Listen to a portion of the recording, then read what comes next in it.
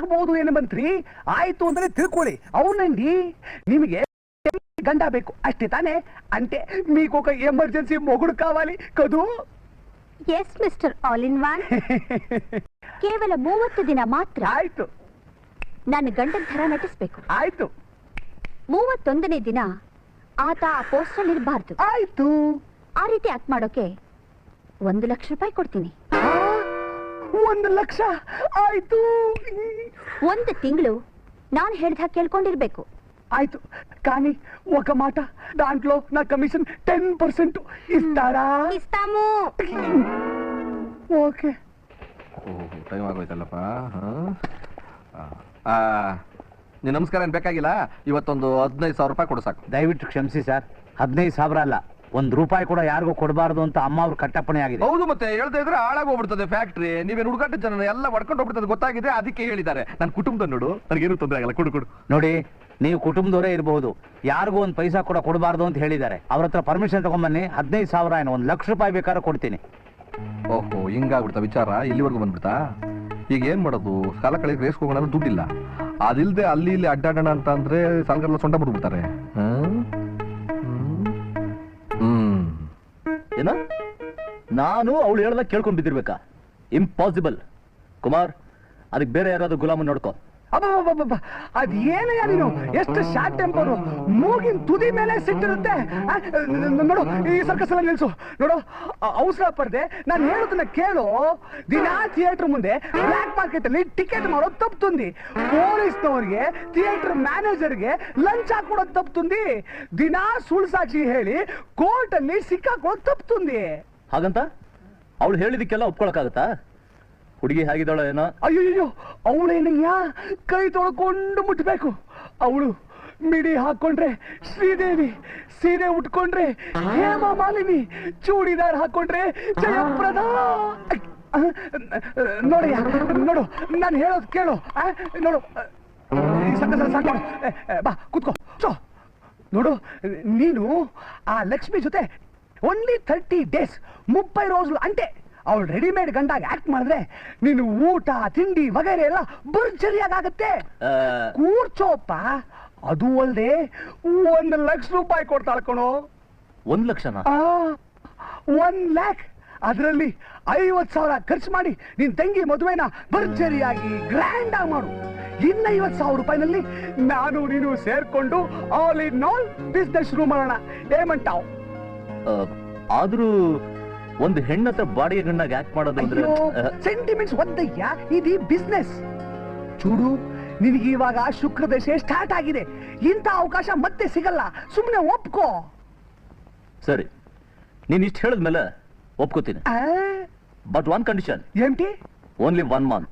అంటే నువ్వు ಆ ಲಕ್ಷ್ಮಿಗೆ ರೆಡಿಮೇಡ್ ಗಂಡಾಗಕ್ಕೆ ರೆಡಿ ಆಗಿದ್ದಾನಂತಲ್ಲ, ಇನ್ಯಾಕೆ ಯೋಚನೆ? ಹಾಗಲ್ವೇ, ಬರೋ ಮನುಷ್ಯನ ಕ್ಯಾರೆಕ್ಟರ್ ಹೇಗಿರುತ್ತೋ ಏನೋ. ಅನುಮಾನ ಯಾಕೆ? ನೋಡು, ಒಂದ್ ಕೆಲಸ ಮಾಡೋಣ. ಈಗ ಸೀತೆ ವನವಾಸದಲ್ಲಿದ್ದಾಗ ರಾಮ ಮತ್ತೆ ಒಪ್ಪಿಸ್ಕೊಳ್ಳೋದಕ್ ಮುಂಚೆ ಹೇಗೆ ಅಗ್ನಿ ಪರೀಕ್ಷೆ ಮಾಡಿದ್ನೋ, ನಾವು ಅವನು ಕೆಲವು ಟೆಸ್ಟ್ಗಳನ್ನ ಇಟ್ರಾಯ್ತು. ಗೆದ್ರೆ ಅಗ್ರಿಮೆಂಟ್, ಇಲ್ದೆ return ticket. First class idea. ಯಾವ್ದಕ್ಕೂ ನಾಳೆ ಅವನ್ ಬಂದೇ ಬರ್ತಾನೆ. ಖಂಡಿತ ಬರ್ತಾನೆ. ಅಂದ್ಹಾಗೆ ಅವನ ಹೆಸರೇನಂದೆ? ಆನಂದ್. ಕ್ವಾಲಿಫಿಕೇಶನ್? ಎಜುಕೇಶನಲ್ಲ, ಸರ್ವಿಸ್ನಲ್ಲ. Educational qualification BSc first class, 8 certificate ಇದೆ. 8 ಗಾಬರಿ ಆಗ್ಬೇಡಿ ಮೇಡಮ್, ನೀವು ತಿಳ್ಕೊಂಡ್ರ ಹಾಗೆ ಆ 8 ರೋಗದ ಸರ್ಟಿಫಿಕೇಟ್ ಅಲ್ಲ. A ಅಂದ್ರೆ ಏಜ್ ಸರ್ಟಿಫಿಕೇಟ್, I ಅಂದ್ರೆ ಇನ್ಕಮ್ ಸರ್ಟಿಫಿಕೇಟ್, D ಅಂದ್ರೆ ಡಿಗ್ರಿ ಸರ್ಟಿಫಿಕೇಟ್, S ಅಂದ್ರೆ ಸೆಲ್ಫ್ ಡಿಕ್ಲರೇಷನ್ ಸರ್ಟಿಫಿಕೇಟ್. ಅದಕ್ಕೆ ಟೋಟಲ್ ಆಗಿ 8 ಸರ್ಟಿಫಿಕೇಟ್ ಅಂತ ನಾನು ಹೇಳಿದೆ. Very good. ನಮ್ ಟರ್ಮ್ಸ್ ಅಂಡ್ ಕಂಡೀಷನ್ಸ್ ನಿಮಗೆ ಗೊತ್ತಿದೆ ತಾನೆ? ಗೊತ್ತಿದೆ. ಅಂದ್ರೆ 30 ದಿನದವರೆಗೂ, ಐ ಮೀನ್ ಓನ್ಲಿ 30 ಡೇಸ್ ನಿಮ್ಮ ಜೊತೆಲಿ ನಿಮ್ಮ ಗಂಡನಾಗಿ ಆಕ್ಟ್ ಮಾಡಬೇಕು. 31ನೇ ದಿನ ಬೆಳಿಗ್ಗೆ ಸೂರ್ಯೋದಯ ಆದ ತಕ್ಷಣ ನಿಮಗೂ ನನಗೂ ಯಾವ ಸಂಬಂಧನೂ ಇಲ್ಲ. ಆಮ ಕರೆಕ್ಟ್? Exactly correct. ಅದಕ್ಕೆ ನನ್ನ ಸಂಪೂರ್ಣ ಒಪ್ಪಿಗೆ ಇದೆ. ಗುಡ್.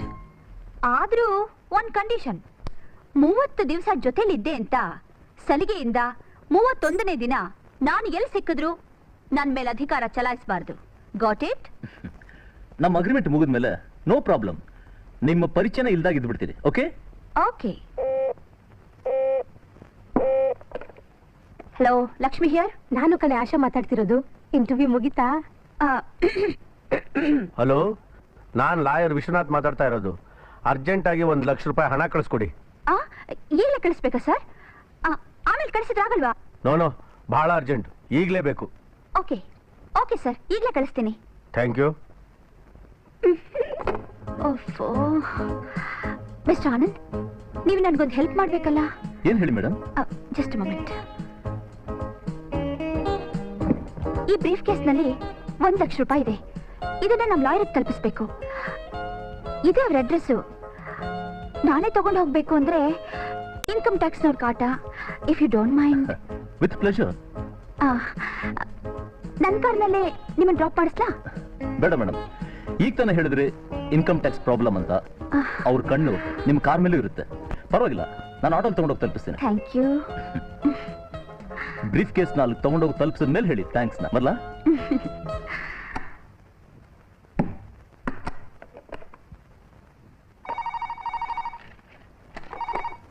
ಆಶಾ ಹೊರಟಿದ್ದಾನೆ. ಗೊತ್ತಾಯ್ತು ಬಿಡು.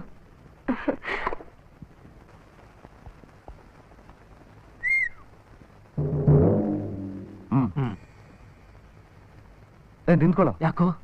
ಏನು ಇಲ್ಲ, ಅವನ ಜೊತೆ ಹೊಡೆದಾಡ್ಬೇಕಂತೆ. ಏನು ಆಗ್ಬಾರ್ದು. ಹೌದು.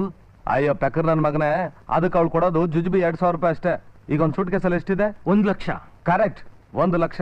ಈಗ ನಿಜವಾಗ್ಲೂ ನಾವು ಅವ್ನ ಕೈ ಕಾಲು ಮುರಿದಾಕ್ಬಿಟ್ರೆ ಆ 1 ಲಕ್ಷ ನಮ್ದಾಗತ್ತೆ. ಹೇಗಿದೆ ಪ್ಲಾನ್? ಫ್ಯಾಂಟಾಸ್ಟಿಕ್. ನಡಿ.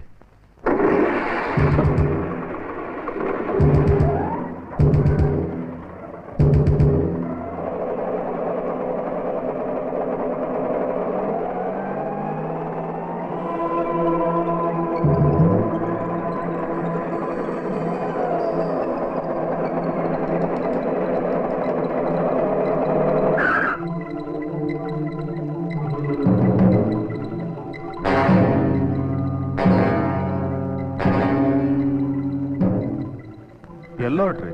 ಯಾಕಪ್ಪ, ಏನಾಗಬೇಕಾಯ್ತು? ಏನಿಲ್ಲಮ್ಮ, ನಿನ್ನ ಹತ್ರ ಇರೋ ಬ್ರೀಫ್ ಕೇಸ್ನ ತಗೊಂಡೋಗೋಣ ಅಂತ. ತೆಗಿಯೋ ಕೈ. ಕೈ ತೆಗಿಯೋ ಅಭ್ಯಾಸನೇ ಇಲ್ಲಮ್ಮ, ಕೈ ಇಟ್ಟೆ ಅಭ್ಯಾಸ. ಏಯ್, ಬಿಡಲೇ.